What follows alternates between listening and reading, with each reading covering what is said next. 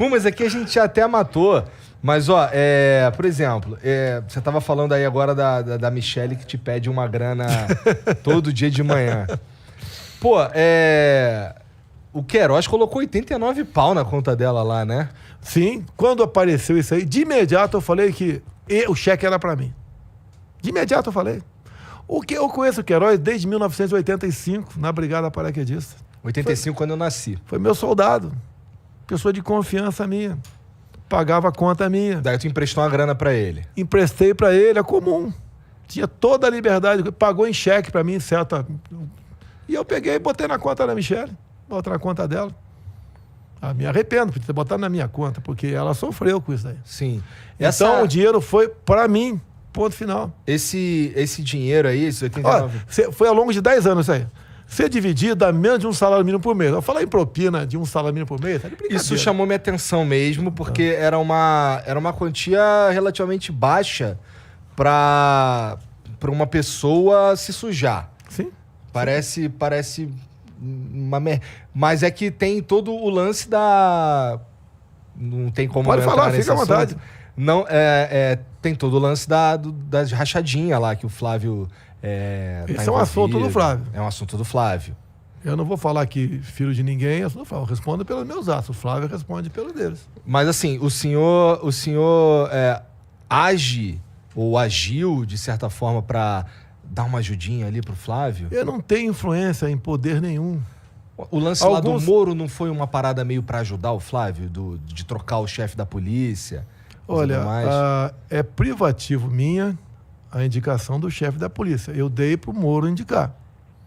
Se você pegar a atuação da PF com o Moro e depois com o André Mendonça, agora com o Anderson, aumentou em muito as ações da Polícia Federal. Tá? Você não tem como influenciar na PF. Se eu pudesse influenciar, o Lula teria influenciado também. Sim. E a PF fez um carnaval na vida do Lula. Fez. Até pintou o japonês da Federal. Então, se eu tivesse poder de interferir, tá, você podia me acusar de alguma coisa. Mas o Lula não conseguiu intervir na Polícia Federal. Mas o senhor não tem o poder de conseguir umas informações privilegiadas? Nunca se o cara tive que estiver isso. lá... Olha, bom você falar, que maravilha. Quando o Moro, né, pediu para sair, ele que saiu. Né? Sim. Foi, se não me engano, 22 de abril de 2020. Eu lembro desse dia. Sim. Porque eu tava desesperado porque assim, a bolsa estava indo bem, né? E eu tinha uma merreca guardada na bolsa. O Moro saiu, vai desmoronar o governo, fudeu, não sei o que, tira o dinheiro. Aí eu lembro desse dia. Tá. Então ele falou ali, naquela coletiva dele, que na sessão secreta, não era sessão secreta, é sessão reservada com o ministro. Não for fazer uma sessão com 40 pessoas, ministro, alguns auxiliares, não tem nada de secreto com 40 pessoas. Ali estava a prova da interferência minha junto à Polícia Federal. Tá? E lembra que, final da tarde, ele apresentou para a TV Globo um print do telefone da Carla Zambelli. Sim. Eu falei, poxa, essa é a prova de... E a Carla Zambelli, que havia, com muito prazer, o convidado para ser padrinho do seu casamento. Eu quero confessar uma coisa para você aqui. Eu estava no Nordeste, a minha esposa foi no casamento, e eu poderia ter chegado a tempo o casamento. E falei para a galera do avião, pessoal, atrasa, eu não vou para o casamento. Porque se eu chegar em casa com tempo para o casamento, minha mulher pegar no meu pescoço e vai. E eu vou. Eu não quero ir no casamento. Eu posso contar por quê para você até. E acabei não indo no casamento. Por quê? Tá, vou contar por quê, tá certo? Começou no início do Moro lá atrás. Bem, então, sessão secreta. E daí, o que é? O pendrive da sessão, tá? Fica comigo. Eu sempre pegava aquele pendrive, pegava os melhores... Como você pega os melhores momentos aqui e difunde o teu programa, mostra um furo, um negócio qualquer. E daí o ministro Celso de Mello, decisão dele, que eu tinha que mostrar a sessão secreta. Eu não tinha que mostrar. É uma arbitrariedade, é uma reunião de ministro, não é uma sessão do Congresso ou de uma Câmara Municipal que foi gravado e o presidente tem que mostrar. Eu, a contragosto, mostrei. Entreguei a fita para o Celso de Mello. E daí, poucos dias depois, ele divulgou a fita. Tanto é que a imprensa pegava a fita e botava na tela. Daí apareceu palavrão pra caramba. 29 palavrões, né? Agora, em nenhum momento tinha uma interferência minha na Polícia Federal. Eu falei, a minha segurança no Rio de Janeiro é assim, assim, assim, assim. Eu vou trocar a minha segurança. O Moro saiu na metade da reunião. Ele achava que ao não responder, ele fala, tá vendo? Não entregou a fita porque teve interferência. E se eu interferisse, tu acha que ia falar numa sessão, seja qual for? Você não tem como intervir. Você é surpreendido pela Polícia Federal o tempo todo. Tem um lado bom e tem um lado que se extrapola um pouco. O Moro fala que essa troca de gestão, ela tem a ver com a possibilidade de colher informações da PF. Ele fala, mas não prova nada, meu Deus do céu. Vamos lá, como é que começou o fim da lua de mel? Imagine na lua de mel você separar da tua esposa, né? Ou teu esposo. Uhum. Fica à vontade aí. Tá? Não discrimina ninguém. Tá. Essa barba aí não quer dizer nada pra mim. Tá? Então você pode ver. O que aconteceu quando me elegi em 2018? De imediato, os médicos cubanos, médicos entre aspas, fugiram do Brasil. Eu não acabei com o programa Mais Médio do PT. Eles foram embora. Eu ia pegar os caras. Ali tinha de tudo, ali menos médico. Tinha gente das Forças Especiais cubanos, tinha agentes que estavam fazendo célula de guerrilha aqui no Brasil. Eu ia chegar para você, cubano, vem cá. Bezetacil.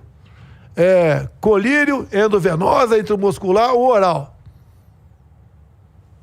Pergunta idiota, né? Sim. Mas o médico, o enfermeiro vai responder rapidamente. Ele não ia responder. Mas não tentei durante... Você tinha essa informação que tinha os caras fazendo célula de guerrilha aqui? Você pode ver. Os médicos cubanos aqui, além da rachadona, que 80% do salário ficava com Fidel Castro, né? Tá? Por exemplo, você mora nessa rua aqui, tem uma festa de aniversário na outra rua. O sistema, os cubanos, não deixavam o pessoal que vigiava ele ir na festa. Ele tinha que ficar confinado em casa. Risco. Retaliação na família em Cuba. Que veio uma coisa que o ministro da Saúde disse, quando estava discutindo a medida provisória dos mais médicos, se algum cubano pedir asilo, vai ser deportado, como foram os 2 boxeadores. E a imprensa se calou. Eu tentei emendar o projeto lá para que o salário dos cubanos fosse depositado na conta em Banco do Brasil ou Caixa Econômica. Não conseguia. Era uma forma de dar dinheiro para Cuba. E Cuba aqui dentro, com muitos deles formando célula de guerrilha aqui no Brasil. Cuba sempre exportou a guerrilha. Assim foi no tempo do MPLA, FNLA, a guerrilha de Angola. Sempre foi assim. Tá? Eu ia desbaratar isso aí. Tu lembra que a Dilma falou que os médicos eram bons apalpadores? O humilde do povo brasileiro, ele sendo bem tratado, ele fica feliz. Você não precisa manjar nada. Então o médico apalpava a barriga dos brasileiros com algum problema e ficavam satisfeitos. E certas receitas médicas, você pode ter acesso a médicos, guardar isso. Coisas absurdas. Imagina numa Covid, o que seria feito aqui com esses cubanos. Bem, quando eu assumi, eles foram embora. Eu não mandei ninguém embora. Eu falei, quem ficar aqui eu dou asilo. Ficaram mais de 2.000. Estão todos no Brasil. Honrei minha palavra. E daí uma outra pessoa fugiu do Brasil também. Um tal de Cesare Battisti, que no último dia do governo Lula, 2010, ganhou o direito de ficar no Brasil. Que o Supremo Tribunal Federal falou, isso é competência tua, Poder Executivo, do presidente. Ele concede ou não asilo. Bem, o nosso querido Cesare Battisti, um terrorista, 4 execuções na Itália, tá? Pertenceu ao PAC, Proletários Armados pelo Comunismo, por isso o PAC lá atrás com esse nome. Para ninguém, quando falar em PAC, se fala em Programa de Aceleração do Crescimento. Então o Cesare Battisti fugiu. Bem, no início de janeiro, logo nos primeiros dias do meu governo, ele foi preso na Bolívia. O Evo Morales, então, prendeu o cara e ligou para mim. Tava eu, Moro, Ernesto Araújo, mas 2 ou 3 pessoas conversando com Evo Morales. O Evo falou que... Já é uma coisa engraçada. Sim, até porque ele pertencia ao Folha de São Paulo. Mas o Evo Morales, naquele primeiro momento, não queria encrenca com o presidente que completa uma linha completamente diferente. Sabia que eu queria o fígado dele para entregar para a Itália. Sabia disso. Então a conversa ali. E o Moro insistindo para que o Cesare Battisti, antes de ir para a Itália, posasse na base aérea de Brasília. No primeiro momento, eu balancei. Mostrar um troféu, mas daí Papai do Céu me deu uma luz. Eu vou direto para a Itália. E onde é que eu acertei? Pode ser que eu esteja equivocado, mas a princípio. Quem foi o advogado do Cesare Battisti até 2010? Me responda aqui. Não faço ideia. Luiz Roberto Barroso. 2010. Eu já tive um arranca-rabo com ele na porta do Supremo Tribunal Federal. Eu tenho foto do Cesare Battisti na Papuda, quando estava preso aqui. Chico Alencar do lado dele. Suplicy do lado dele. Como um grande herói. Um cara que executou 4 pessoas, entre eles 2 policiais. Por isso o Lula é puto com policial. Tá? Bem, se o Battisti tivesse parado na base aérea de Brasília, onde estava em janeiro de 2019 Luiz Roberto Barroso? Me responda. No STF. Começou a entender a história? Com toda certeza, teria um oficial de justiça na base mandando desembarcar o Cesare Battisti. Eu começaria meu governo com a pata esquerda. Esse câncer dentro do Brasil. Problema com a Itália. Por questão de ego, era ego do Moro? Ou ele sabia que isso poderia acontecer? Ou era santo? Não sei. Graças a Deus, mandei ele para a Itália. Ia começar com pessimamente mal, desculpa aí o pleonasmo abusivo, o meu governo com um terrorista, que era um símbolo da esquerda. E quando o Cesare Battisti pousou na Itália, confessou os 4 crimes que o Barroso sempre disse que era um perseguido político. Entendi. Entendeu? Muito Quer a minha cadeira? Não, pode ficar com essa cadeira aí, tá maluco. Tá uma parada que eu dificilmente seria, esse lance de ser presidente, ser político de uma forma geral. Bom, então deixa eu falar sobre uma outra coisa aqui.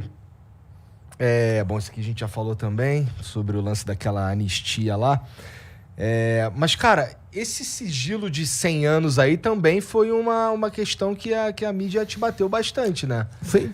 Assim, esse sigilo, pelo que eu vi aqui, ele tem alguns assuntos como a presença do Pazuello na manifestação, o teu cartão de vacinação. Acho que são 4 casos, né, que você colocou. Coisa sigilo, simples. assim. Mas o que acontece? Quando veio, então, eu pensei que fosse assim, tem um sigilo no cartão corporativo. Não é um decreto ditatorial meu. A lei me garante isso. O que a imprensa começou a perturbar? Eu tenho a minha agenda que é pública lá no Palácio da Presidência. Se você for me visitar, vai tá lá. Tá lá. Agora, eles começaram a querer ter acesso quem ia visitar no Alvorada. E de acordo com as pessoas que me visitam no Alvorada, a imprensa faz uma matéria sobre aquilo. E o que eu recebo na minha casa, eu não devo satisfação a ninguém. Você na tua casa não deve satisfação a ninguém. Então, o que nós decidimos? Como é garantido em lei, se não me engano, a lei do tempo da Dilma, não tenho certeza, não sei, lei lá antes de mim, que você possa garantir o sigilo em até 6 anos dessas pessoas que vão me visitar. Porque se eu hoje abrir, o João da Silva com a dona Mariazinha me visitaram. A semana que vem, vou abrir de novo. Eles fazem narrativas, fazem matéria em cima disso. Quantas vezes eu recebo lá, ministro da Defesa, comandante da Marinha, ministro tal, secretário tal, para tratar de que assunto? Nossa ida para a Rússia, por exemplo. Se vou no G20, eu não vou. Se vou na Cúpula das Américas, eu não vou. Se vou na posse do presidente do Chile, eu não vou. Entre outros assuntos confidenciais. E de acordo com as pessoas que vão lá, porque comigo eu só tenho foco, eu falo o seguinte, eu sei que tem gente que não vai gostar, corintiano não vai gostar aqui.